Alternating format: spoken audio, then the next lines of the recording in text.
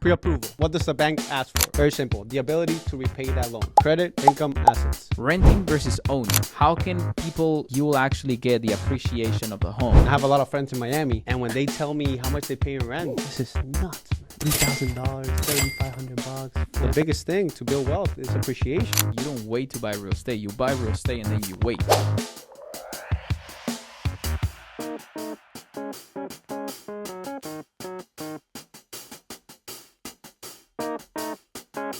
Okay guys, welcome again to this amazing podcast. And I shouldn't say again because I want to make my first official podcast, and I know that I did it with you the first time, so I want to redo it. The other one that we did had a weird background, and I'm like, no, let's do it again. Let's do it better. Let's do it at the office. So this is officially the first podcast. I have done some other ones, but those ones are not being posted until this one is posted. Oh wow. So how does that feel? I feel special, man. It's definitely been an upgrade from the last one. Oh yeah, for sure. Especially the background. Yeah. Maybe we throw like a photo of how the background before it looked like. But so for the people that don't know, this is my good friend, my lender as well, and his name is Christian Fess. He does loans. He does everything that has to do with like financing for your first, second, third home. If you want to buy either your primary or an investment property, this is your guy. And so I'm really interested to talk to you today, Christian, because there's a lot of like new things that has happened since the last podcast that we did. But other than that introduction, what can you tell the people about you, people that don't know about you and what you do and who you are, and how can they follow you too? Wow. Deep pleasure to be here tonight. I understand. Extremely deep pleasure, because I know we were making a joke about how you have upgraded this studio. Time. And there's definitely a lot of work, time, energy, money behind this. And just want to say that it's really a pleasure to be here. Yeah. With someone that certainly takes action, which is something that I like to be around, people that take action. So this is not spontaneous. You know, there's something that is planned. I know God has many things for the future for you. Thank you, man. Thank you. Yeah. And we've put a lot of work into these, and I'm so glad that you've seen it, because like I said, the previous podcast that you and I recorded that I decided not to post, it had it was in my house. It had a different background. It was just literally like a drop down thing. It was like just not this quality, right? It was not the best cameras, not the best microphones. And I told you, I'm like, hey, that was good. Thank you. Like, we had fun, but I feel like we need to redo it. So this is it. This is it. So, yeah, that's the reason why I'm saying officially the first one. And super excited to have you here, Chris. I've learned a lot from you as far as like, how to get loans, what's the best way to get the loans. I don't just want to talk about that, I want to talk to you about things that most of the people out there are struggling and they have a hard time finding it from, just the social media and all the stuff that's being posted every single day that's not really helping the entrepreneurs. And you help a lot of investors, a lot of entrepreneurs, people that want to buy their investment properties. So I have a few questions that I wanted to visit with you, a few things that I was wanting to actually just kind of get your insight on that. But you haven't tell the people how they can follow you on Instagram first. So you can follow me on Instagram through Funes Funds, @Funes Funds. This is the new brand, the new logo that we have thought about. And it's basically information about loans, a lot of my opinions as well as to how the world is going, right? About entrepreneurship for sure. And I know you asked me a little bit about myself at the beginning. And I was thinking about something when I was coming in the car, right? Because it was a long car ride over here. And I was thinking about why do I do what we do? Right. And why do we do it? But also how we do it, with the attitude, with the, with the heart of trying to help people. Right. Because that's truly our goal, right? For people to find their home, investors to find their next property. Right. But doing it in the best way possible for them to feel as happy as possible with that purchase. And how many times do you think, Anderson, that I've worn braces? I don't know if I've told you before. No. How maybe, I don't know, 2 years? 1 So year? I've worn braces 3 times in my life. 3 times? 3 times. But I thought braces were like a one-time thing. Like you only wear them once and that's it. No? Well, if you lose your retainer, then you have to redo it. Yeah, you have to keep it maintained or maintenance through the the retainers. 1 year, or the first time was about 20 months, right? So it was a long time. But I bring this up because I remember when I was little, my teeth were jacked. Extremely jacked. Like these two were up here, these two were down there and back there.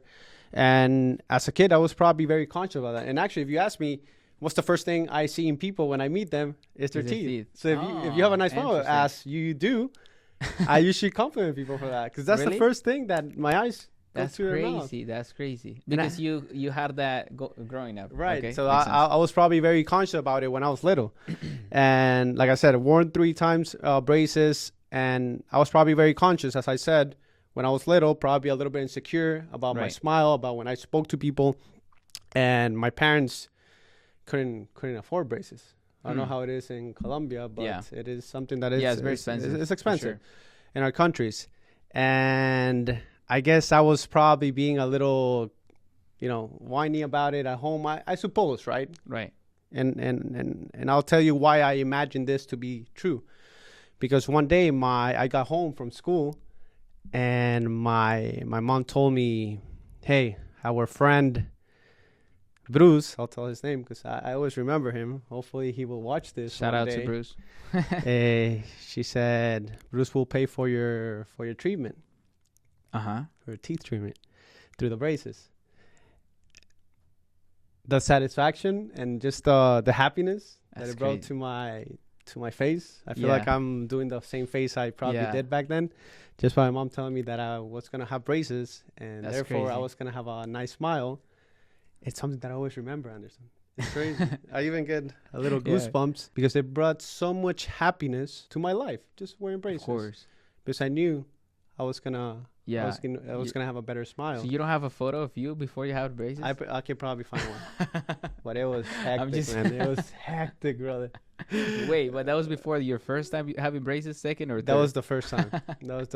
That's crazy. And I tell you that because it came from a friend, my mother's friend, who knew me a little bit. But imagine just the kindness and the heart of this person. To give me a treatment, which is not, like I said, it's not cheap in Honduras. Okay. And gifting the son of a friend some brace treatment, I was like, wow, this is incredible, the heart that this guy has. And I still remember the sensation I felt when I was little. That's crazy, man. So nowadays, and that always comes up in my mind, Anderson. Nowadays, imagine having that opportunity at a bigger scale in the most important country in the world, United States, to be of help and putting my heart to my clients, to people that want to purchase real estate and investment and asset to turn into more dollars. That for me is a satisfaction that no one can take away from me. So now that I have this position, in order to do that, that's the satisfaction that I thank Mr. Bruce, because he gave me that opportunity, that sensation, that feeling, so I can deliver that sensation to other people. That's amazing. Now I can understand why you brought the braces up, because you're trying to help people or tell people that, like, hey, like, we have to have, kind of like we have to make it a goal to help people to where they can have that same feeling that you had when they gave you the opportunity to have the braces. And it means a lot. And it's actually one of the questions that I have in here is kind of like, what drives you, right? Like, what is the one thing that drives you every morning when you wake up and you're like, okay, I have to do this? And maybe it has to do with that. It has to do with the smiles that you're going to put on people's faces by helping them one way or the other. And I see that you do a lot of like visits to your hometown, right? Or your home nation. You go there pretty often. I've seen your social media, and you go there, you help a lot of kids, you help a lot of like parents and a lot of families. Why do you do that? Like, I know why you do it, right? But I want the people to know, like, why would someone that's already successful, that's a lender, that has helped already people, what satisfaction do you get going to your hometown and seeing these kids? Like, do you reflect yourself with them kind of like as you were growing up? Because that has happened to me, but I don't know what drives you. Yeah, man. So when I was little, my parents were hardworking people, man. Hardworking people, which I appreciate every single day for the childhood they gave me, right? And I've said this phrase before, it's not what happens to you, it's how you interpret it. So all the struggles that we had financially, I now take them as fuel in order to keep growing. Because as you probably agree with me, either you're growing or you're decaying. Right. So obviously we're going to have struggles, which are opportunities and gifts in order to get better.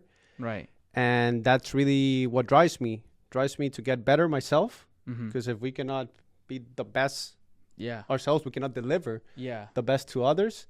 And through that, growing not just personally, but business side, financially, Right. by helping others, man. I Right. truly believe that. And I do go back to my country to help the kids, because I probably reflect myself in them. You know, Right. when I used to be a kid, whenever someone would give me a soccer ball, I used to play soccer. Okay. Whenever someone would just give me a soccer ball, I'd be like, wow, this is crazy, man. They were making my day, man. Right. Just playing soccer. Just playing soccer. As simple as that, right? Like sometimes we find like it's just little things that make us happy the most, right? Like playing soccer might be one of those things that we're like, I'm a type of person, I like to play soccer as well. And when I'm playing soccer, I just don't think of the problems. I don't think of the things. I'm just playing. And I remember when I was a kid, my dad, he used to put me in these, these different soccer schools. And I was playing there, and I remember just having like the fun of my life, like just enjoying doing all of these. But I now that I think about it, is like, how can I bring that happiness to other people, right? Like if it is through soccer, through sports, or through like, giving back to the community or the people, that's what drives me. And that's the reason why I was asking you, what drives you and why do you go back to your hometown? And I think you answered that question pretty well. And it makes a lot of sense, because like I said, that motivates me, and I can only imagine how it motivates you as well. Yeah, Anderson. And probably when you've done these things in these schools or back home, the satisfaction that you get just from seeing these people's eyes and smiles and just thanking you. And sometimes we believe that, because sometimes we lose perspective. Like we're doing well, we're growing, we're going to the next level. Right. And then we lose perspective about the little things. Right. I brought to Honduras a computer lab. It was about 10 computers. Wow. And it was like if I was giving them the whole Disneyland park. That's like if I had built crazy. Disneyland. That's To crazy. these people, man. That's and you're crazy. like, wow, man. And that satisfaction, I still feel it, man. I want to go back. That's crazy. I want to go man. back. That's so beautiful. And the opportunities that you're creating for these kids. Because sometimes I was telling my friend last time, man, it's just computers. Yeah. Right? But they were telling me, Chris, it's more you're than giving that. opportunity to these people. Yeah. That the friend is going to use those Yeah. computers in order to maybe be a professional, maybe get a different perspective and start its own business. Yeah. Opening doors, man. Yeah. These kids can even use a computer because they don't have them. So Man. creating those opportunities are fire to me, which I'm already sweating over here because Yeah. it's so much. It's so much satisfaction that you can get. And Yeah. no one can tell you about it, Anderson. Yeah. They can tell you, oh, you're spending too much money, you're doing this, you're doing that. It's okay. Oh, Chris, you didn't give enough. That's fine. The satisfaction I got from those trips, Yeah. absolutely no one can take it Yeah. away from me. Yeah. So giving is definitely something that I recommend to everyone for sure. Yeah, and one of the things that I can tell you that I have seen is that when I've seen these smiles on people, to me it's like I just want to keep working for them. Man. I just want to keep. I honestly, when I'm working, when I'm doing whatever I'm doing, it's like I just keep doing it so I can continue to bless other people that don't have the same opportunities as we do. And it goes to my next question. So there's a lot of opportunities here in the land of the free and the home of opportunity, right? What would you say to these people taking those opportunities for granted? You come from a different nation, just like I do. You come, like, you were born in a different country. You were raised in the U.S. I don't know what age you moved to the U.S., by the way. I came here when I was 16 years old. 16. Okay, I came when I was 18. So about the same age. You've seen it all, kind of thing. Like, you've seen a lot of... You were born and raised in Honduras, right? In what part of Honduras? San Pedro Sula. Okay, the most dangerous place in the world, I think. It was at that moment. It Yeah. It had the highest murder rate. Yeah, Yes. the highest murder rate. So you come from a nation that's the highest murder rate, and you go to the nation that has so many opportunities. And if you want to be a billionaire, you can be a billionaire through hard work, and it takes time. But you can become whoever you want to become. What would you say to these people who either just moved to the nation or have been living in the nation, right? Or were born and raised in the nation of the free, home of opportunity? What would you say to these people who are not taking action or not taking the opportunities? Man, it's probably very, very tough for them. Very tough for them, I would say, because when you have been raised and grown up in, using an analogy, in Disneyland, where everything is so nice, everything is given to you, Right. it's hard to change your perspective Yeah. as to doing things that you don't want to do. Right. And I think there's where you find yourself. I know you've been going to the gym a lot. and stuff. You look a really little more good. lately than before, but I mean, yes. you're looking. Yeah, there's definitely progress, and just I would start with the little things that I don't want to do. So, for me, waking up early, it's something extremely important. Doing my bed is extremely important. Going to the gym, right? It's extremely important, especially if it's in the morning, because it's something that I don't like doing at all. You don't even know how much I like sleeping. Oh man, you don't know how much I enjoy Wow, sleeping too. You like sleeping too? Man, Everybody likes sleeping. man, bro. honestly, people that don't like sleeping, I feel like They're weird. either they cannot sleep at night, and that's why they say that they wake up early, or I don't know. Yeah, they're from another planet. Because I enjoy sleeping a lot, but I still like to I like to challenge my body. That's the one thing that when I wake up early in the morning, it's just a battle internally. It's like me telling myself, like, yo, you have to do this and you have to accomplish this. This morning, I'll give you an example. We went to the gym pretty early, and we went with the whole team. Like, Natalie was there, Esteban was there, Lucero was there. Like, we were all, and then Sebastian was there, and then Angelica, she joined us too. Like, they all joined us. So we went to the gym, and it was like a 25-minute drive. So we had to wake up pretty early. And I was there waking up really early. I went to sleep really late yesterday, and I'm like, yo, I told them I was going to go. I better show up. Because that's the thing. Like, sometimes success, like a lot of people ask me, how do you have success? Well, you have success by showing up. What do you mean showing up? Yeah, if you said you were going to do something, you have to do it. It's that simple. And it starts with small wins. Like you said, making your bed. There is a book, I think I read that they were saying about becoming successful. All you have to do, you have to start by making your bed. Wow. And it was telling the people basically that if you want to be successful, you have to start by small wins. If I said to myself, I'm going to make my bed, and I go and do it, now my brain is going to think, wait, I already told myself that I'm going to be able to do something, and then I get it done. That's when it starts kind of like kicking in right here. Like, now I'm going to set myself to make $1,000 today by closing on 3 clients, let's say. I go, I get it done, and boom, I do that, right? I make it happen. Exactly. So it just comes down to, like, you tell your body or yourself, I'm going to do it, and you get it done. Same with the gym. Like, if you skip one day at the gym, let's say, you're literally just making a huge mistake because you're not going to the gym. And I'm not saying it because I'm perfect, because I have skipped days at the gym. I'm saying it by experience. I'm saying that I personally have done stuff that I'm like, I cannot continue to do this because it's going to lead me to bad habits. It's small little decisions leading to bad habits. I agree with you. I agree with you. Just like positive habits, you know, if you're disciplined in certain aspects of your life, then you're probably going to find more discipline in other aspects. Same with when you don't do things. Yeah. Right. And that's why I was telling, I was bringing that example because anyone can do that. Anyone can go to the gym early. Anyone can eat healthier. Yeah. Right, if that's what they want to do. Yeah. So to bring your question back, if you've been entitled all your life, it's easy to do these things that are going to help you to get a little bit tougher mentally, to see opportunity, to take more risk. I feel like we've had to adapt. You probably came in at 18.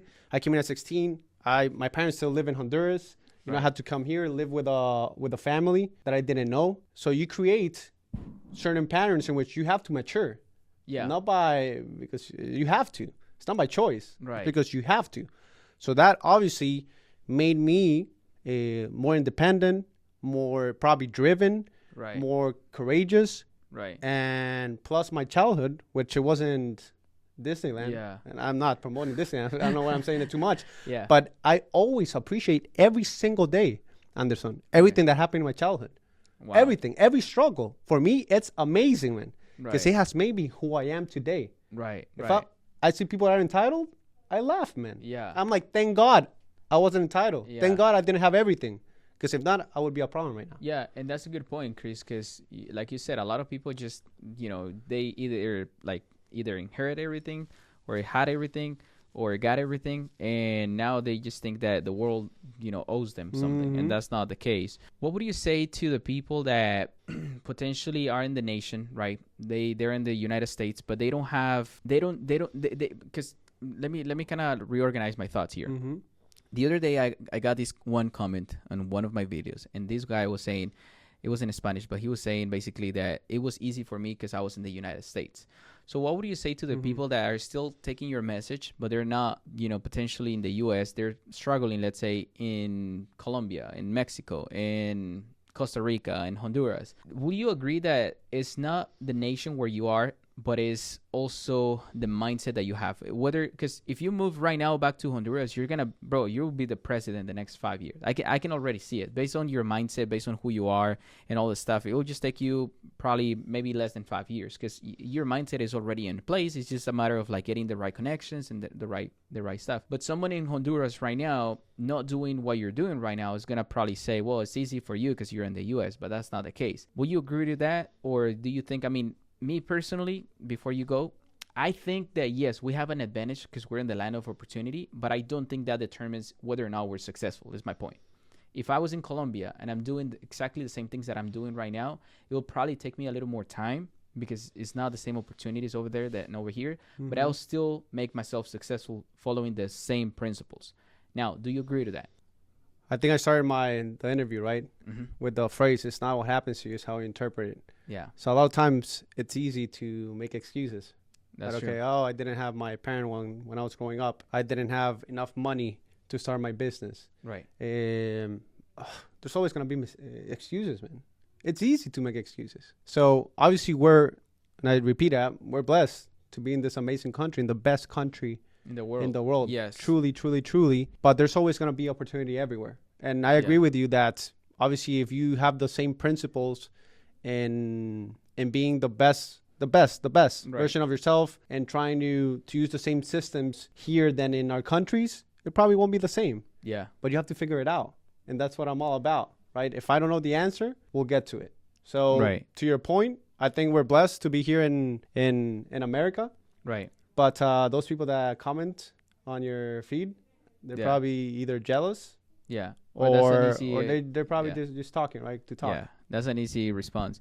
Okay, now let's talk a little bit about real estate. So you come from a real estate background, doing loans, lending on people, getting people into home ownership, which is amazing, by the way. Like the profession that you have is really beautiful because I can only imagine people who have never been approved for a home go through you and you get them approved, and then 30 days later you get them a house. That's a beautiful profession. Seeing those smiles in their faces, and those families kind of like having ownership on a property for the first time. That's very beautiful. Some real estate questions, because I did a little poll before you came here. Cool. And some people were asking me, so number one, what key factors to consider when buying a house, right? Like what key factors from the property, and then how does the mortgage work? What are some different type of mortgages? So educate us, like all of us. What type of mortgages can someone get out there? What type of loans, and what requirements are, to get those houses for the people that don't know? Are you ready to get a small PhD on Mortgage 101? Yes, I want to get all the knowledge from you today. Excellent. So we're going to do a little class here. Pre-approval. What does the bank ask for? Or what does the bank want to see in order for you to get approved for a house? Very simple. The ability to repay that loan through 3 pillars. Okay. First one, your income. Okay. How much you produce. Second one is your credit. Okay. Through a credit score and credit history. And number 3 is your assets. How much money do you have to put down in the purchase? So the approval is based on the credit, the assets, and what was the third one? Income. Perfect. Probably the most important. And if you don't remember those 3 things, just remember about CIA. Credit, income, assets. Okay. CIA. Okay. So basically, and we're going to talk about the traditional way first, and then we're going to talk about non-traditional way. So traditional way is the bank verifies the last 2 years of your tax returns. Okay. How much money have you made in the past 2 years? If you're self-employed, which probably most of our audience is, we're going to verify the last 2 years of your income taxes. Right. If it's an LLC and it's through a Schedule C, then we verify the last 2 years of your taxes, take an average of your taxable income of the past 2 years, and use that for qualification. Right. If you have an S corp or a partnership, then we're gonna verify the taxes for the business. And what's very important here, Anderson, is the taxable income. Because there's a lot of people, hey, Chris, I make a lot of money. Yeah. I made a lot of money last year, 120, 250, 300, but 500,000. All of these expenses. Exactly. But I expense everything. And then the taxable income for that particular buyer is a lot lower than what the revenue is. Right. And the bank has to take the net income of the business. Right. So that's one of the things that we like, and me educating that investor, which investors usually know, but that maybe that first time, second time investor, as to what the perspective of the bank is. That way you can be approved for a home through your last 2 years of taxes. Right. And I know we're done with tax season, but in this season where taxes are done, we do like seeing those taxes or the draft of the taxes, so we can tell them, hey, from my perspective, we're not CPA by any means, but from our perspective, we recommend this, and this is the amount of income that you will need in order to qualify for a home. I repeat, we're not CPA, but we can give you the bank's perspective so you can know exactly how much you will need in income for you to buy a particular home. So that would be... That's amazing. And I appreciate that you're saying that, because a lot of people come to me and ask me like, oh, why do you think that owning a house is better than actually renting and all that stuff? So I'll ask you this question. Renting versus owning. How can people finally realize that by owning the property, you will actually get the appreciation of the home? What else, what other benefits other than appreciation and taxes can they get to get a loan and to actually buy a property? I was actually in Virginia recently, right there, that area where DC is. And I have a lot of friends in Miami. And when they tell me how much they pay in rent, this is nuts, man. Yeah, it's crazy, isn't it? It's crazy. $3,000, $3,500, $4,000. No, but I make this much. Yeah, but you're paying a lot in rent. And I'm like, wow, this is... What about the component of time? Yeah. Because obviously, like you said, when you buy a home, the biggest thing to build wealth is appreciation. Yeah. And there's a reason why the millionaires, billionaires all own real estate. Yeah. And a lot of people go and say, well, I want to wait to buy real estate. Well, you don't wait to buy real estate. You buy real estate and then you wait. Because when you buy real estate, what's going to happen is that the property is going to be worth, say, $300,000 right now. But then in 2 years, it's probably going to be worth $500,000. That even if you sell, if you pay closing costs, if you do whatever you do, you're still going to have a good, amount of equity that you can pull into for the next property that you buy. And also, actually, someone sent me a video to your point here about Dave Ramsey 8 years ago, which I'm going to do a video actually about it in my page. Let's talk about Dave Ramsey. Do you like Dave Ramsey, or you? Look, I think he's amazing what he does. And was telling the average person that doesn't know about finances, about how to be, conservative with their debt. Right. I think he has very good points, but in the particular concept of buying homes, and appreciation and mortgage related, I don't think he's the best advisor. To be fair, today, for example, he said that conventional loans you're gonna pay less in closing costs than FHA. I saw a video today, which that's not true. Oh, wow. That's not true. FHA, same variables, is going to be more affordable than a conventional. Obviously, depends on the buyer. Right. But he said it just like that, very freely, very confident, because he's a great communicator. Yeah. But someone that does not know about housing or mortgages says that, and he's going to tell his neighbor, hey, neighbor, conventional is better than FHA. Conventional, and it turns into a truth because obviously he has a big audience. Right. But just from that perspective and other things I've listened to, I'm like, wow, we have to be more deliberate about our message that real estate, and it has changed my life for sure. And I'm sure you can say a lot more about that. You being a huge investor, that real estate can be a vehicle to start having the freedom that you want. Yeah. Of your time, your energy, and where you want to put your money. Yeah, that's true, man. And I personally, I think I'm in a thin line with Dave Ramsey, because I do like most of the stuff that he teaches, but there's some stuff that I personally just don't work that way. But I'll explain why. Okay. For instance, Dave Ramsey says that you cannot get a loan, and you should not get a loan if you want freedom. In my case, I need to leverage. Like, that's what I need. I've analyzed billionaires and multimillionaires, and all of these people, the one thing that they know how to do best is leverage. They leverage debt like crazy. All of them are like fully into debt, and they're okay with that, and they love that. Because if I can raise 80% of something out of, thin air per se, if I come up with 20% and someone else finds or finances 80% and I fund 20%, I can do so much more with my money than if I was just to do that 20% on a deal that's 100% funded. So that one part, I'm like, I don't know. But then the other day I was thinking with my wife, I'm like, well, Dave Ramsey is kind of like is a good way to think if you want to retire, because you don't want to be thinking about doing real estate anyways. You don't want to be thinking about doing business anyways. You want to be thinking about your family, your kid, your future, right? But in my case, I'm a risk taker, bro. Like, I love what I do. I love raising capital. I love like investing in projects. I love to like do massive, right? And I cannot do massive with all my current funds. I can do only a certain amount of, massive. So that's the one part that I'm like, well, Dave Ramsey, you're good. I think what you're teaching people is good as far as like if people want to be conservative. But if people don't want to be conservative, Dave Ramsey's not the guy. Grant Cardone will be the guy. Or yourself. Or myself. But I'm saying Grant Cardone because he's like taking into like massive risk. I don't want to take also into like absolutely and possibly massive risk. I want to be conservative, massive. Does that make sense? Like, I want to take on risk that I know I can handle. But at the same time, I know it's not like it's not gonna be. I'll give you an example. Grant Cardone buying buildings at a like 3 to 4 cap rate. I think that on today's economy, he bought it like 3% cap rate 2 years ago when interest rates were so low. Now the interest rates are high, 6, 7, 8%. Now you have to sell those buildings at a 6, 7 cap rate, or maybe even 5% cap rate. You're still losing a lot from that appreciation or that increase between 3 to 5. Now your building is worth less because the cap rate, how it works.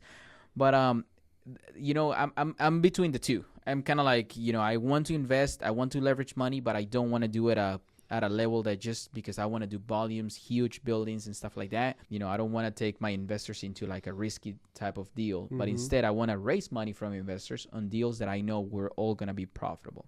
So that's my point about the two. But yeah, if people want to learn about like how to invest in real estate, they should definitely come to us. We have a school community. We can help you. We can show you how you can actually get everything that you need to learn about real estate, multifamily developments, flipping, wholesaling, and now we're adding so many more courses as well, like Airbnbs.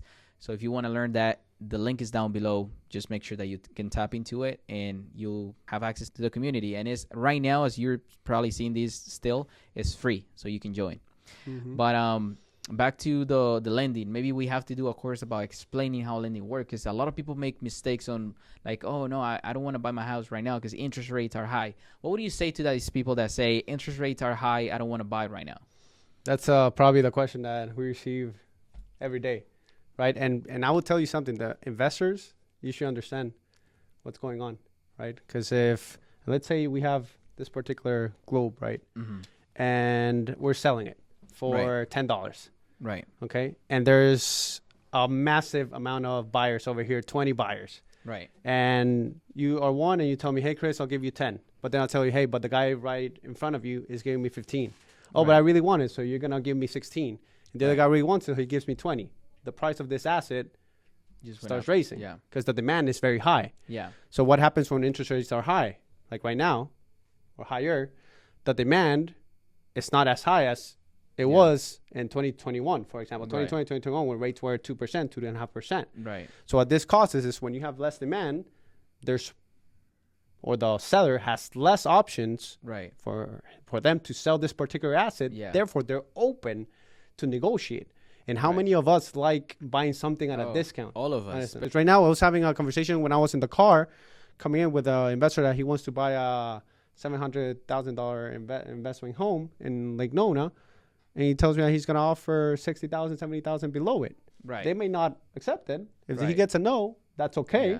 But it is the time to make those type of offers. Yeah.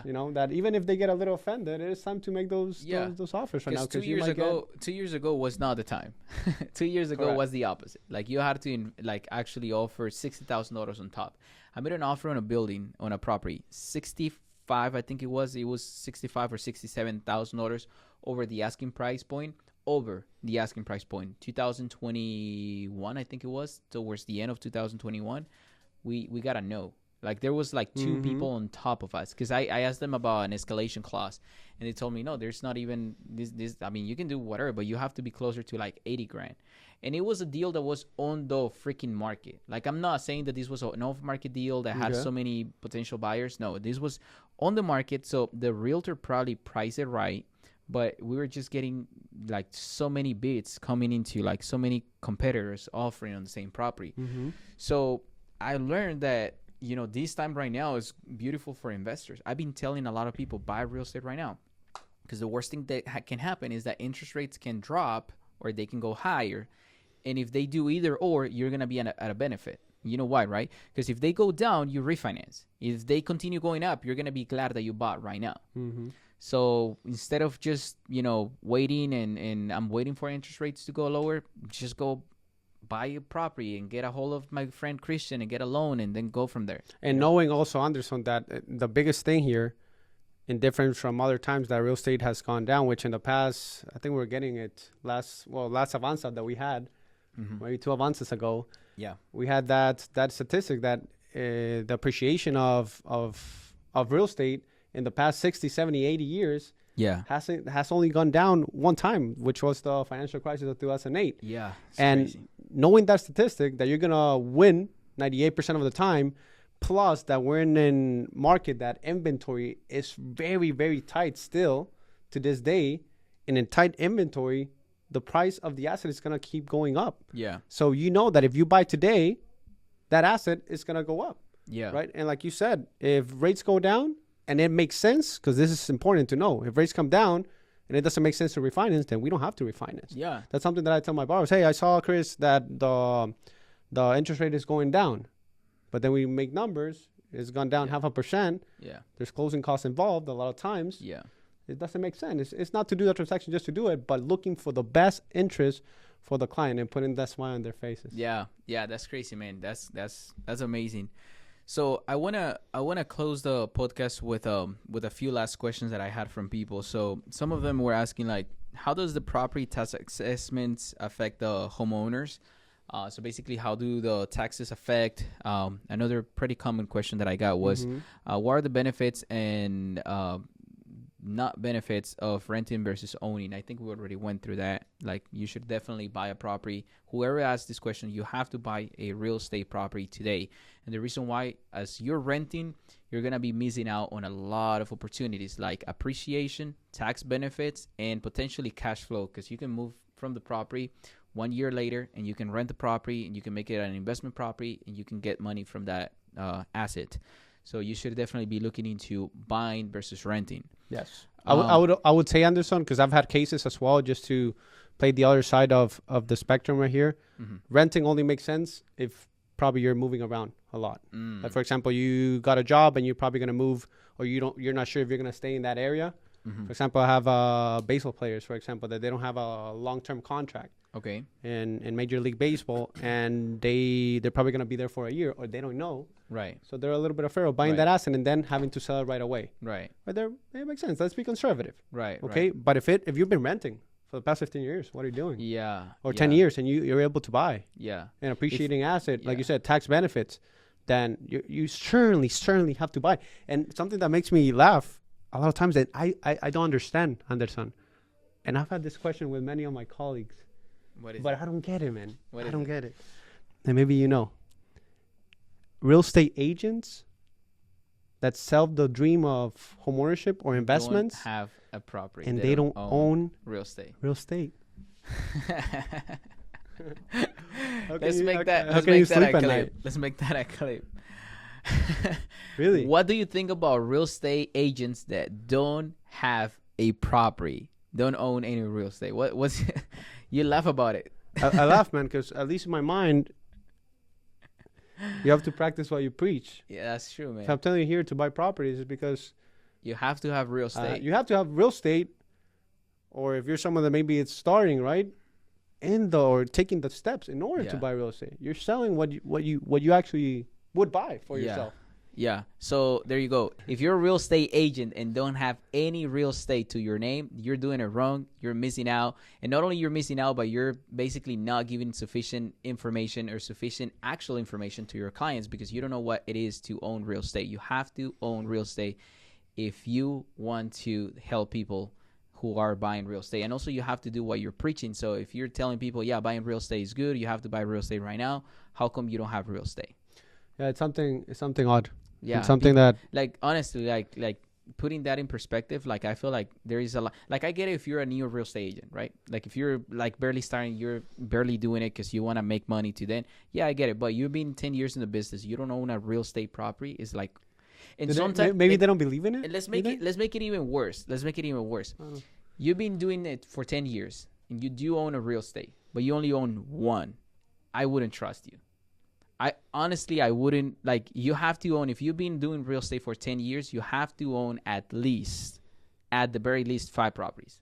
Like one house every 2 years. You have to, because you have to know how good it is to own real estate. As you're helping people about real estate ownership and all this stuff, you have to get yourself into real estate, and you have to make yourself an investor. You're coming across really good opportunities that you might not have a buyer for. Now, if you have a buyer for that property, I think you, as a real estate agent, because a lot of comments might come in that post, is I have to help my clients first before helping myself or something like that. Like there's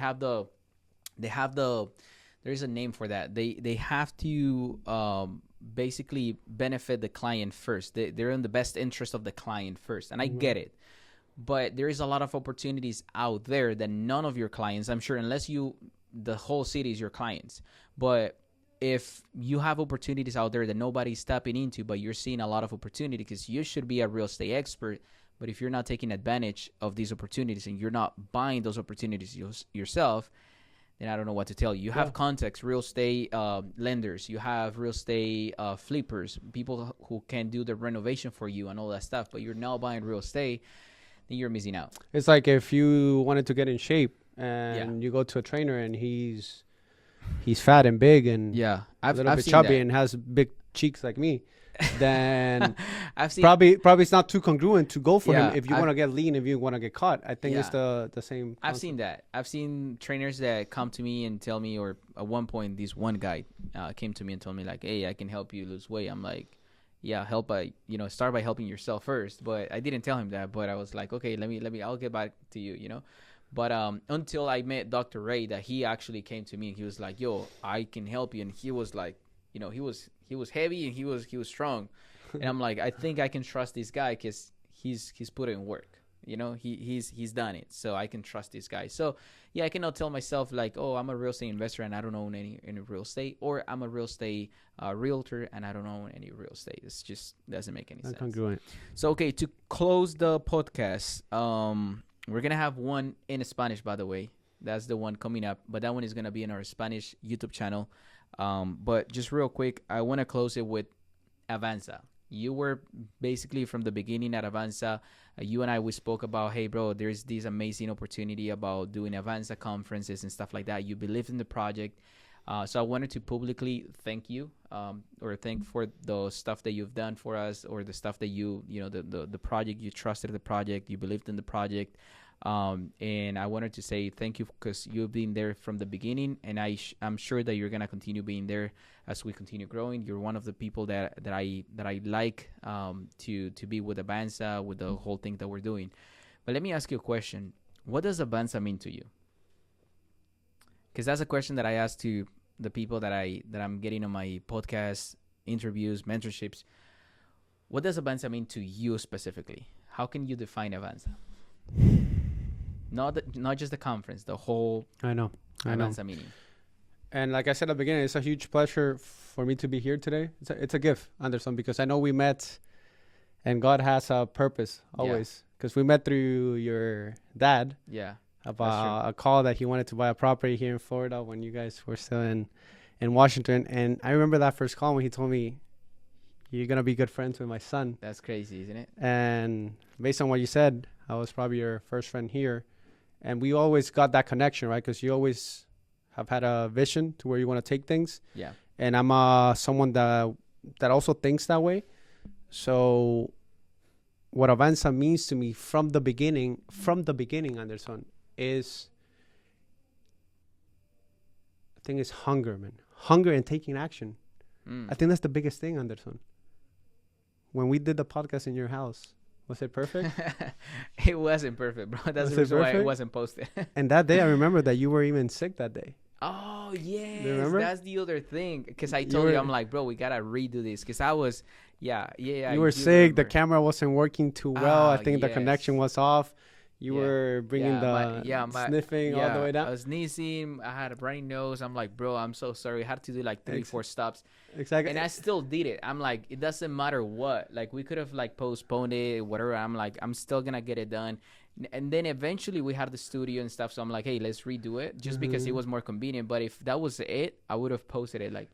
Exactly. Like, I take action. That's exactly. And I think that's the biggest thing. I was thinking about Avanza. It comes back that podcast about you saying what you were going to do, showing up, being congruent. You said you were going to be there. We're going to do the podcast, Chris. And it wasn't perfect, but you did it. It's a start. And look at you now. You can talk to many, many thousands of people. Thank you, bro. In this podcast. Thank you. So that's what I would say. Putting things into mind, doing the research, and taking action, which is the biggest thing. Even if it doesn't come out perfect, man. Yeah. Taking action is the biggest thing. And I think Avanza, it summarizes in those 2 words. Taking action no matter what.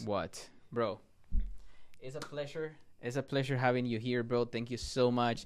I have had other people, already done the podcast with. We couldn't get to a time frame, but I wanted to make this the official first podcast. So you'll see this one being posted first on YouTube, and then I have the other people that I have done the podcast with that's gonna come second, third, and so on.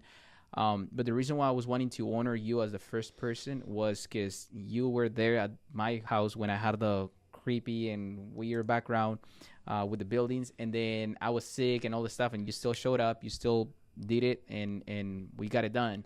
So I just wanted to appreciate that and say, bro, I wanted to make this the first one, so I always wanted to make it with you, bro. So thank you so much. Thank you, my brother. And it was great having you here. Thank you so much. How can people follow you again? Because I want people to go and get like all the services that you have to offer them about real estate and lending and all this stuff. Yeah, so if you want someone that's charismatic, that's going to close your loan, secure your loan with a smile, then you can follow me at Funes Funds, at Funes, Funes, which is my last name, Funds, on Instagram. And you can find all the links to my other accounts, which good things are coming as well. Amazing, bro. So excited. Thank you so much, bro.